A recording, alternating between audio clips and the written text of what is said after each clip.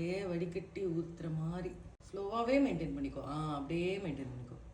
பரவாயில்ல, very good, very குட்ரா. பரவாயில்ல. அந்த இலையை போனால் பரவாயில்ல. ஆக்சுவலி அதுவும் நல்லது தான். அதை நம்ம ஒரு பாட்டிலில் போட்டு கூட வச்சுட்டு லாஸ்ட் வரைக்கும் யூஸ் பண்ணலாம்.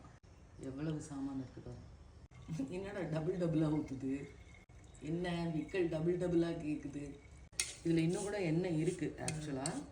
இது லாஸ்ட் வரைக்கும் அப்படியே நம்ம எப்படியாவது ஃபில்டர் பண்ணி எடுத்துக்கணும். ஓகேடா.